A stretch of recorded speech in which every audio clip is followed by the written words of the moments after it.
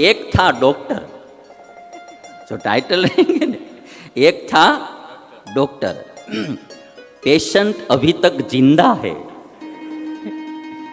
Patient अभी तक जिंदा है, पेशेंट तो पागल है, पेशेंट तो पागल है। मैंने दवाई तुझको दी, मैंने दवाई तुझको दी, अजब पेशेंट की गजब कहानी, अजब पेशेंट की गजब कहानी। तो वो प्रभाव रहता है। जो भोला वाला आदमी होता है वो छल कपट की बात सोच भी नहीं सकता है, उसके विचार में वो आता ही नहीं है। और जो कपटी आदमी होता है, चालबाज, उसके दिमाग में कभी सीधी बात आती नहीं, वो हर हमेशा चालबाजी के बारे में ही सोचता रहता है। तो ये जो महाभारत का श्लोक है समझने जैसा है। युधिष्ठिर को कोई विचार भी नहीं आया। घर आ गए, माँ कुंती से पूछा कि माँ भीम आया है? घर पे नहीं आया है। माँ ने कहा घर पे तो नहीं आया है। तो युधिष्ठिर ने कहा कि हमने सब जगह पर खोजा किंतु कहीं मिला नहीं, सब जगह पर ढूंढ लिया। तो माँ भी चिंतित हो गई। जब से पांडव पांचों, कुंती पांचों पुत्रों के साथ हस्तिनापुर में आई है, तब से दुर्योधन जलता ही रहता था। दुर्योधन को यही हो रहा था। दुर्योधन जब उत्पन्न हुआ तब तो ये लोग यहाँ थे नहीं, तो दुर्योधन को बचपन से ही ये भावना हो गई थी कि ये हस्तिनापुर मेरा है, ये राज दरबार मेरा है, ये बाहर से कहाँ से आ गए। गांधारी समझाती है कि बेटा ये भवन तुम्हारा भी है, उनका भी है, किंतु उसको वो समझ में आता ही नहीं था। तो वो भवन में से निकालने का ही प्रयत्न करता रहता था। पांडवों को बचपन से ही परेशानी शुरू कर दी थी उन्होंने, परेशान ही करना पांडवों को। तो माँ भी चिंतित थी। युधिष्ठिर को तो बुरा विचार नहीं आया था, किंतु कुंती माता को इतना तो हुआ कि जरूर कुछ मेरे भीम के साथ गलत हुआ होगा। तो माँ अति चिंतित हुई, तुरंत विदुर जी को बुलाया। विदुर जी आए। विदुर जी ने आश्वासन दिया कुंती को। विदुर जी ने क्या कहा? दीर्घायुषस्तव सूताः। विदुर जी कहते हैं कि तुम्हारे पुत्र तो दीर्घायुष है। यथोवाच महामुनि, महामुनि व्यास मुनि, व्यास मुनि ने कहा है कि तुम्हारे पुत्र तो दीर्घायु होंगे। एक बात याद रखना, कोई कितनी भी चालबाजी करता है, कितनी भी चाल चलता है बुरी चाल, किंतु जिसका रखवाला भगवान होता है उसका बाल भी बांका नहीं होता। अंत तो गत्वा विजय तो धर्म की ही होती है, अधर्म की कभी भी नहीं होती है। आप महाभारत की कथा देखेंगे तो एक और दुर्योधन, दुशासन और शकुनी, तीनों सदैव के लिए छल और कपट की जाल बिछाते ही रहते थे। पांडवों को फंसाने के लिए, पांडवों को परेशान करने के लिए छल कपट की जाल बिछाते रहते थे। और एक तरफ अकेले विदुर जी थे, हर जाल में से पांडवों को बाहर निकाल देते थे। हर जाल को काटकर पांडवों को बाहर निकाल देते थे।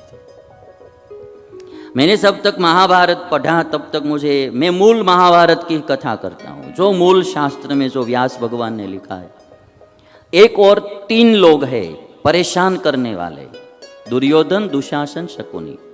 एक और 3 लोग सदैव पांडवों का साथ देने वाले हैं हस्तिनापुर में। एक तो पितामह भीष्म, दूसरे विदुर जी और तीसरी गांधारी। धृतराष्ट्र की पत्नी होने पर भी भाव प्रेम कुंती को देने वाली गांधारी भी है। गांधारी ने कभी भी अन्याय नहीं किया है।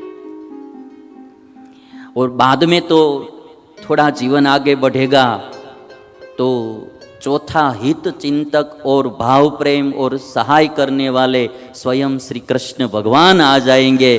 बाद में तो बात ही कुछ और हो जाएगी।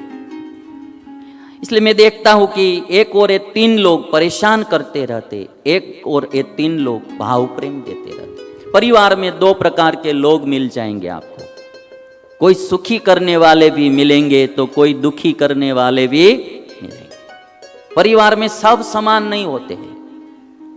परिवार होता है 5 आदमी का, 10 आदमी का या 5-25 व्यक्तियों का एक परिवार होता है, कुटुंब होता है। उसमें थोड़े कुछ लोग सुख करने वाले भी होते हैं, थोड़े कुछ दुख करने वाले, थोड़े कुछ ऐसे भी लोग आ जाते हैं जो हमको दुखी करते हैं, थोड़े कुछ ऐसे भी आ जाते हैं जो सुखी करते हैं। आज विदुर जी सुख देने वाले व्यक्ति थे। विदुर जी ने अपने सुख के बारे में कभी भी सोचा ही नहीं है। एक दादा भीष्म ने अपने सुख के लिए कभी भी नहीं सोचा है, हस्तिनापुर और हस्तिनापुर की प्रजा के सुख के बारे में ही सोचा है। एक विदुर जी थे, अपने सुख के बारे में कभी भी नहीं सोचा। ऐसी ही गांधारी थी। तो विदुर जी कहते हैं, दीर्घायुषस्तव सूता यथोवाच महामुनि आगमिष्यति ते पुत्रः। हे कुंते, ते पुत्रः आगमिष्यति, तुम्हारा पुत्र जरूर आएगा। और कैसे आएगा? प्रीतिम च उत्पादयिष्यति। आगमिष्यति ते पुत्रः प्रीतिम चोत्पादयिष्यति। आएगा और आप सबको आनंद भी उत्पन्न करेगा, प्रीति भी उत्पन्न करेगा। केवल अकेला जैसा गया था वैसा ही नहीं आएगा। ये विदुर जी का आशीर्वाद मिल गया। और जब ऐसी बात कर रहे थे तब ही भीम ने प्रवेश किया। भीम आ गए। भीम ने आकर सब बात बता दी, क्या क्या हुआ। पहले तो पता नहीं था, किंतु जहर उतर गया तो वहाँ नाग लोगों ने सब बात कही थी तो पता चल गया कि दुर्योधन ने मुझे जहर खिलाया। और जब भीम ने सब बात बता दी तब युधिष्ठिर ने कहा कि यह बात कहीं किसी प्रकार किसी को कहना मत। दुर्योधन ने तुमको जहर खिलाया भोजन में, वो बात किसी को कहना मत। ये हमारे परिवार की बात है, उसको परिवार में ही रखना, किसी को कहना मत।